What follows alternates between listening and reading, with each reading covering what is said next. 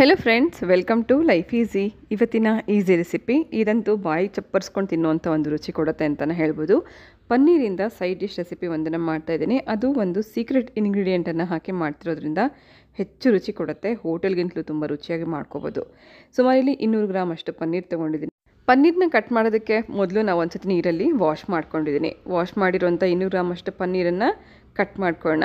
ನಾನಿಲ್ಲಿ ಒಂದು ದಾರದ ತುಂಡಿನಿಂದ ಪನ್ನೀರನ್ನ ಕಟ್ ಮಾಡುವಂಥ ವಿಧಾನ ತೋರಿಸ್ತಿದ್ದೀನಿ. ಮೊಟ್ಟೆ ಆಗಲಿ ಪನ್ನೀರ್ ಆಗಲಿ ಈ ರೀತಿ ಒಂದು ಕಾಟನ್ ಥ್ರೆಡ್ಡಿಂದ ಕಟ್ ಮಾಡಿದ್ರೆ ಶೇಪ್ ನೀಟಾಗಿ ಬರುತ್ತೆ. ಕೆಲವು ಸತಿ ಚಾಕುವಿಂದ ಕಟ್ ಮಾಡಬೇಕಾದ್ರೆ ಚಾಕುಗೆ ಅಂಟ್ಕೊಂಡು ಶೇಪ್ ಹಾಳಾಗಬಾರ್ದು, ನೀಟಾಗಿ ಒಂದು ನಮಗೆ ಕ್ಯೂಬ್ ಶೇಪಲ್ಲೇ ಬರಬೇಕು ಅಂತಂದರೆ ಈ ರೀತಿ ಥ್ರೆಡ್ ಉಪಯೋಗಿಸ್ಕೋಬೋದು. ಥ್ರೆಡ್ಡಲ್ಲೇ ಮಾಡಬೇಕು ಅಂತೇನಿಲ್ಲ, ನೈಫಿಂದ ಕೂಡ ನಾವು ಕಟ್ ಮಾಡ್ಕೋಬೋದು. ಒಂದು ದಾರದಿಂದ ಯಾವ ರೀತಿ ನಾವು ಕಟ್ ಮಾಡ್ಬೋದು ಅಂತ ಅನ್ನೋದನ್ನು ನಿಮ್ಮ ಜೊತೆಗೆ ಶೇರ್ ಮಾಡಿಕೊಂಡೆ. ಖಂಡಿತ ನೀವು ಹೀಗೆ ಮಾಡಬೇಕು ಅಂತೇನಿಲ್ಲ, ನೈಫಿಂದ ಕೂಡ ಕಟ್ ಮಾಡ್ಕೋಬೋದು. ಇದನ್ನು ಮತ್ತೆ ಇನ್ನೂ ಸ್ವಲ್ಪ ಸಣ್ಣ ಪೀಸ್ಗಳನ್ನು ಮಾಡ್ಕೊಳ್ಳೋಣ. ಕೆಲವರಿಗೆ ದಪ್ಪ ಪೀಸ್ ಅಂದರೆ ಇಷ್ಟ ಆಗುತ್ತೆ. ಇಲ್ಲಿ ಇನ್ನೂ ಸ್ವಲ್ಪ ಸಣ್ಣ ಪೀಸ್ ಮಾಡಿದ್ರೆ ನಮಗೆ ಕ್ವಾಂಟಿಟಿ ಇನ್ನೂ ಜಾಸ್ತಿ ಸಿಗುತ್ತೆ. ಸಣ್ಣದಾಗಿ ಮತ್ತೆ ಪೀಸ್ಗಳನ್ನ ಮಾಡ್ಕೊಂಡಿದ್ದೀನಿ. ಅದು ಥ್ರೆಡ್ ಉಪಯೋಗಿಸ್ಕೊಂಡು ನಾವು ಕಟ್ ಮಾಡ್ಕೋಬೋದು. ತುಂಬ ಸುಲಭವಾಗಿ ಚಾಕುಗಿಂತಲೂ ಈಸಿಯಾಗಿ ಮಾಡ್ಕೋಬೋದು. ಎಷ್ಟು ಈಸಿ ಇದೆ ನೋಡಿ. ಕೈ ಕಟ್ ಮಾಡ್ಕೊಳ್ಳೋಂಥ ಅವಶ್ಯಕತೆ ಇಲ್ಲ, ಆರಾಮಾಗಿ ಕಟ್ ಮಾಡ್ತಾ ಹೋಗ್ಬೋದು. ಹಾಗೆ ಮೊಟ್ಟೆ ಕೂಡ ತುಂಬ ಕರೆಕ್ಟಾಗಿ ಒಳಗಡೆ ಇರೋಂಥ ಆ ಹಳದಿ ಭಾಗ ಏನು ಹಾಳಾಗ್ದಂಗೆ ನೀಟಾಗಿ ಬರಬೇಕು ಅಂದರೆ ಇದೇ ರೀತಿ ದಾರದಿಂದ ಕಟ್ ಮಾಡಿದ್ರೆ ಮೊಟ್ಟೆ ಕೂಡ ನೀಟಾಗಿ ಕಟ್ಟಾಗುತ್ತೆ. ಓಕೆ, ಈ ರೀತಿ ಎಲ್ಲ ಕಟ್ ಮಾಡ್ಕೊಂಡಾಗಿದೆ. ಕಟ್ ಮಾಡ್ಕೊಂಡಿರೋಂಥ ಪನ್ನೀರನ್ನು ಒಂದು ಬೌಲಲ್ಲಿ ಹಾಕೋಣ. ಕಟ್ ಮಾಡಿ ಇಟ್ಕೊಂಡಿರುವಂಥ ಈ ಪನ್ನೀರಿಗೆ ಮೊದಲೇ ಮ್ಯಾರಿನೇಷನ್ ಮಾಡ್ಕೋಬೇಕು. ಮ್ಯಾರಿನೇಷನ್ ಅಂದರೆ ಫಸ್ಟೇ ಮಸಾಲೆ ಹಾಕಿ 10 ನಿಮಿಷ ಬಿಟ್ಟ ನಂತರ ನಾವು ಗ್ರೇವಿಗೆ ಉಪಯೋಗಿಸ್ಕೊಳ್ಳೋದ್ರಿಂದ ಈ ಪನ್ನೀರಿಗೆ ಮಸಾಲೆ ಎಲ್ಲ ಚೆನ್ನಾಗಿ ಅಂಟ್ಕೊಂಡಿರುತ್ತೆ. ಪನ್ನೀರ್ ಮತ್ತು ನಮಗೆ ಸಪ್ಪೆ ಅಂತ ಅನಿಸಲ್ಲ ಗ್ರೇವಿನಲ್ಲಿ. ಹಾಗಾಗಿ ಸ್ವಲ್ಪ ಇದಕ್ಕೆ ಮಸಾಲೆಗಳನ್ನು ಆ್ಯಡ್ ಮಾಡ್ತಾಯಿದ್ದೀನಿ. ಸ್ವಲ್ಪ ಜಿಂಜರ್ ಗಾರ್ಲಿಕ್ ಪೇಸ್ಟ್, ಸ್ವಲ್ಪ ಅರಿಶಿನ, ಸ್ವಲ್ಪ ಅಚ್ಕಾರದ ಪುಡಿ, ಸ್ವಲ್ಪ ಧನಿಯಾ ಪುಡಿ, ಸ್ವಲ್ಪ ಗರಂ ಮಸಾಲ, 1 ಸ್ಪೂನಷ್ಟು ಎಣ್ಣೆ. ಇದಿಷ್ಟು ಇದಕ್ಕೆ ಬೇಕಾಗೋಷ್ಟು ಮಾತ್ರ ಮಸಾಲೆ ಮತ್ತು ಉಪ್ಪು ಹಾಕಿ 1 ಸ್ಪೂನ್ ಎಣ್ಣೆ ಹಾಕಿ ಕಲಿಸ್ಬಿಟ್ಟು 10 ನಿಮಿಷ ಬಿಟ್ಬಿಡಬೇಕು.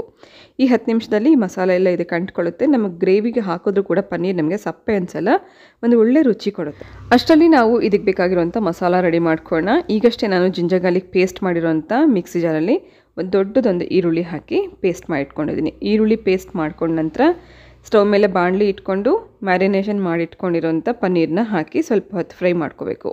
ನಾನು ಮೊದಲೇ ಇಲ್ಲಿ ಯಾವುದೇ ಎಣ್ಣೆ ಉಪಯೋಗಿಸಿಲ್ಲ, ಯಾಕಂದರೆ ನಾವು ಇಲ್ಲಿ ಪನ್ನೀರ್ ಮ್ಯಾರಿನೇಷನ್ ಮಾಡುವಾಗಲೇ ಆಲ್ರೆಡಿ 1 ಸ್ಪೂನಷ್ಟು ಎಣ್ಣೆ ಹಾಕಿದ್ದೀವಿ. ಒಂದೇ 1 ಸ್ಪೂನ್ ಎಣ್ಣೆ ಇದಕ್ಕೆ ಸಾಕು. ಸೊ ಈ ಫ್ರೈ ಮಾಡ್ಕೊಂಡ ನಂತರ ನಾವು ಗ್ರೇವಿ ಪ್ರಿಪ್ರೇಷನ್ ಮಾಡ್ಕೊಳ್ಳೋಣ. ಈ ರೀತಿ ಸ್ವಲ್ಪ ಮೇಲ್ಗಡೆ ಕೆಂಪಗಾಗೋವರೆಗೂ ಸಣ್ಣ ಉರಿ ಇಟ್ಕೊಂಡೆ ಹುರ್ಕೋಬೇಕು. ಹೀಗೆ ಮಾಡಿದಾಗ ಏನಾಗುತ್ತೆ ಅಂದರೆ ಚೆನ್ನಾಗಿ ಪನ್ನೀರ್ ಕೂಡ ಬೆಂದಂಗೆ ಆಗಿರುತ್ತೆ, ಹಾಗೆ ಮಸಾಲ ಕೂಡ ಚೆನ್ನಾಗಿ ಇದಕ್ಕೆ ಹಿಡಿಯುತ್ತೆ. ನಂತರ ನಾವು ಇದನ್ನು ಗ್ರೇವಿಗೆ ಉಪಯೋಗಿಸ್ಕೊಳ್ಳೋಣ. ಅದೇ ಬಾಣಲಿ ಸ್ಟವ್ ಮೇಲೆ ಇಟ್ಕೊಂಡು ಸ್ಟವ್ ಬಿಸಿ ಆದ ನಂತರ 1 ಸ್ಪೂನಷ್ಟು ಎಣ್ಣೆ ಹಾಕಿದ್ದೀನಿ. ಎಣ್ಣೆ ಬಿಸಿ ಆದಮೇಲೆ ಅರ್ಧ ಸ್ಪೂನಷ್ಟು ಜೀರಿಗೆ ಹಾಕೋಣ. ಜೀರಿಗೆ ಸ್ವಲ್ಪ ಫ್ಲೇವರ್ ಬರೋವರೆಗೂ ಕೈ ಆಡಿಸ್ಕೊಂಡು ನಂತರ ನಾವೀಗಷ್ಟೇ ಗ್ರೈಂಡ್ ಮಾಡಿ ಇಟ್ಕೊಂಡಿರೋಂಥ ಈರುಳ್ಳಿ ಪೇಸ್ಟನ್ನು ಹಾಕೋತಾ ಇದ್ದೀನಿ. ನಾನಿಲ್ಲಿ ದೊಡ್ಡದು ಈರುಳ್ಳಿ 1 ತೊಗೊಂಡಿದ್ದೀನಿ. ನಮಗೆ ಗ್ರೇವಿ ಇನ್ನು ಸ್ವಲ್ಪ ಜಾಸ್ತಿ ಬೇಕು ಅನಿಸಿದ್ರೆ ಇನ್ನೊಂದು ಈರುಳ್ಳಿ ಎಕ್ಸ್ಟ್ರಾ ಹಾಕ್ಕೊಂಡು 1 ಅಥವಾ 2 ಈರುಳ್ಳಿ ಪೇಸ್ಟನ್ನು ಮಾಡ್ಕೊಂಡು ಹಾಕ್ಕೋಬೋದು. ಹಾಗೆ ಇದ್ರ ಜೊತೆಗೆ ಅರ್ಧ ಸ್ಪೂನಷ್ಟು ಜಿಂಜರ್ ಗಾರ್ಲಿಕ್ ಪೇಸ್ಟ್ ಹಾಕ್ತಾಯಿದ್ದೀನಿ. ಇದಿಷ್ಟನ್ನು ಸ್ವಲ್ಪ ಫ್ರೈ ಮಾಡ್ಕೊಳ್ಳೋಣ. ಇದೆಲ್ಲ ರಾ ಸ್ಮೆಲ್ ಹೋಗೋವರೆಗೂ ಸ್ವಲ್ಪ ಹುರ್ಕೋಬೇಕು. ಗ್ರೇವಿಗೆ ಮಸಾಲೆಗಳನ್ನು ಹಾಕೋಣ. 1/4 ಸ್ಪೂನಷ್ಟು ಅರಿಶಿನ, ಖಾರ ಎಷ್ಟು ಬೇಕು ಅಂತ ನೋಡಿಕೊಂಡು ಅಚ್ಕಾರದ ಪುಡಿ, ಸ್ವಲ್ಪ ಧನಿಯಾ ಪೌಡರು, ಸ್ವಲ್ಪ ಗರಂ ಮಸಾಲ, ಹಾಗೆ ಸ್ವಲ್ಪ ಜೀರಿಗೆ ಪುಡಿ, ಇದೆಲ್ಲ ಅರ್ಧ ಸ್ಪೂನ್ ಹಾಕ್ಕೊಂಡ್ರೆ ಸಾಕು.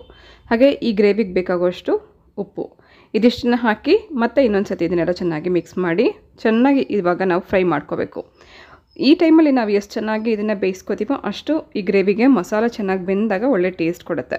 ಅದು ಬೇಯೋಷ್ಟೊತ್ತಿಗೆ ನಾನಿಲ್ಲಿ 2 ಟೊಮೆಟೊ ಕೂಡ ಪ್ಯೂರಿ ಮಾಡ್ಕೋತಾ ಇದ್ದೀನಿ. ಮಸಾಲ ಬೆಂದು ಈ ರೀತಿ ಆಗಿರುತ್ತೆ. ನಂತರ ನಾವೀಗ ಟೊಮೆಟೊ ಪ್ಯೂರಿ ಸೇರಿಸ್ಕೊಂಡು ಗ್ರೇವಿಗೆ ಸ್ವಲ್ಪ ನೀರು ಬದಲೇ ಅಡ್ಜಸ್ಟ್ ಮಾಡ್ಕೊಳ್ಳೋಣ. 2 ಟೊಮೆಟೊ ನಾನು ಇಲ್ಲಿ ಹಾಕ್ಕೊಂಡಿದ್ದೀನಿ. ನಾನು ಆಗಲೇ ಹೇಳ್ದಂಗೆ ಗ್ರೇವಿ ಇನ್ನೂ ಜಾಸ್ತಿ ಬೇಕು ಅನಿಸಿದ್ರೆ ಈರುಳ್ಳಿ ಮತ್ತು ಟೊಮೆಟೊನ ನಾವು ಎಕ್ಸ್ಟ್ರಾ ಹಾಕ್ಕೊಂಡು ಕ್ವಾಂಟಿಟಿ ಜಾಸ್ತಿ ಮಾಡ್ಕೋಬೋದು. ನೀರು ಸ್ವಲ್ಪ ಹಾಕ್ಕೊಂಡಿದ್ದೀನಿ. ಇದು ಜಾಸ್ತಿ ತೆಳು ಇರಬಾರ್ದು, ಆದಷ್ಟು ಸ್ವಲ್ಪ ಮೀಡಿಯಮ್ ಥಿಕ್ನೆಸ್ ಇರೋ ಹಾಗೆ ನೋಡಿಕೊಂಡು ಸ್ವಲ್ಪ ನೀರನ್ನ ಆ್ಯಡ್ ಮಾಡಿಕೊಂಡು ಕುದಿಯೋಕ್ಕೆ ಬಿಟ್ಬೇಡ. ಈ ಕುದಿಯುವಂಥ ಸಮಯದಲ್ಲಿ ನಾವು ಬೇಕಾದ್ರೆ ಇದಕ್ಕೆ ಫ್ಲೇವರ್ಗೋಸ್ಕರ ಕಸೂರಿ ಮೇಥಿ ಹಾಕ್ಕೋಬೋದು. ಆದಷ್ಟು ಈ ಟೈಮಲ್ಲಿ ಚೆನ್ನಾಗಿ ಕುದಿಸ್ಕೊಂಡಾಗ ಇದ್ರದ್ದು ಗ್ರೇವಿ ನೀರೆಲ್ಲ ಚೆನ್ನಾಗಿ ಹಿಂಬ್ರಿ ಸ್ವಲ್ಪ ಗಟ್ಟಿ ಕೂಡ ಆಗುತ್ತೆ. ಕಸೂರಿ ಮೇಥಿ ಕೈಯೆಲ್ಲ ಹಿಂಗೆ ಕ್ರಷ್ ಮಾಡಿ ಹಾಕ್ತಾಯಿದ್ದೀನಿ. ಹಾಗೆ ಇನ್ನೂ ಚೆನ್ನಾಗಿ ಫ್ಲೇವರ್ ಬರಬೇಕು ಅಂತಂದರೆ ಕಸೂರಿ ಮೇಥಿನ ಸ್ವಲ್ಪ ಡ್ರೈ ರೋಸ್ಟ್ ಮಾಡಿ ನಂತರ ಪುಡಿ ಮಾಡಿ ಹಾಕಿದ್ರೆ ಇನ್ನೂ ತುಂಬ ಒಳ್ಳೆ ಫ್ಲೇವರ್ ಬರುತ್ತೆ. ಇದೆಲ್ಲ ಸ್ವಲ್ಪ ಕುದಿಸ್ಕೊಂಡ ನಂತರ ನಾನಿಲ್ಲಿ ಫ್ರೈ ಮಾಡಿ ಇಟ್ಕೊಂಡಿರುವಂಥ ಪನ್ನೀರ್ ಹಾಕಿದ್ದೀನಿ. ಪನ್ನೀರ್ ಹಾಕಿದ್ಮೇಲೆ ನಾವು ತುಂಬ ಹೊತ್ತು ಕುದಿಸೋವಂಥ ಅವಶ್ಯಕತೆ ಇಲ್ಲ.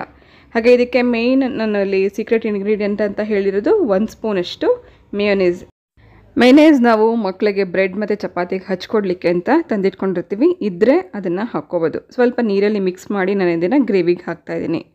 ಸೊ ನಿಮ್ಮ ಹತ್ರ ಮೈನೇಸ್ ಇಲ್ಲ ಅಂತಂದರೆ ಹಾಲಿನ ಕೆನೆನ 3-4 ಸ್ಪೂನಷ್ಟು ನಾವು ಪ್ರತಿದಿನ ಕಾಯಿಸಿದಾಗ ಮೇಲ್ಗಡೆ ಹಾಲಿನ ಕೆನೆ ಏನು ಸಿಗುತ್ತೆ, ಆ ಹಾಲಿನ ಕೆನೆನ ಕೂಡ ಚೆನ್ನಾಗಿ ಬೀಟ್ ಮಾಡಿ ಒಂದು 4 ಸ್ಪೂನ್ ಹಾಕೋದ್ರಿಂದ ಗ್ರೇವಿ ಟೆಕ್ಸ್ಚರ್ ಚೆನ್ನಾಗಿ ಬರುತ್ತೆ, ಒಂದು ಕ್ರೀಮಿ ಕನ್ಸಿಸ್ಟೆನ್ಸಿ ಇರುತ್ತೆ, ತುಂಬ ಒಳ್ಳೆ ಟೇಸ್ಟ್ ಕೊಡುತ್ತೆ ಫೈನಲಲ್ಲಿ ಇದನ್ನು ಹಾಕೋದ್ರಿಂದ.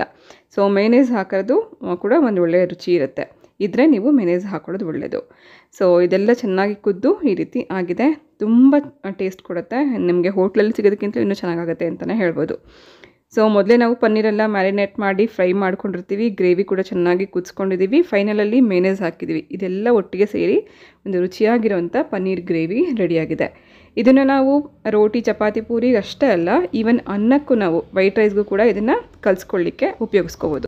ಒಂದ್ಸತಿ ನೀವು ಟ್ರೈ ಮಾಡಿ ಮಾಡಿದ್ಮೇಲೆ ಹೇಗಿತ್ತು ಅಂತ ನನಗೆ ಕಮೆಂಟ್ ಮಾಡಿ ತಿಳಿಸೋದನ್ನು ಮರಿಬೇಡಿ. ಇವತ್ತಿನ ಈ ರೆಸಿಪಿ ನಿಮ್ಮೆಲ್ಲರಿಗೂ ಇಷ್ಟ ಆಗಿದೆ ಅಂತ ಭಾವಿಸ್ತೀನಿ. ಇಷ್ಟ ಆಗಿದ್ದರೆ ಪ್ಲೀಸ್ ಒಂದು ಲೈಕ್ ಮಾಡಿ. ಸೊ ಇವತ್ತಿನ ಈ ರೆಸಿಪಿ ಜೊತೆಗೆ ನಾನು ಹೊರಡ್ತಾ ಇದ್ದೀನಿ. ಮತ್ತೆ ಸಿಗ್ತೀನಿ ನಾಳೆ ಇನ್ನೊಂದು ಹೊಸ ರೆಸಿಪಿ ಜೊತೆಗೆ.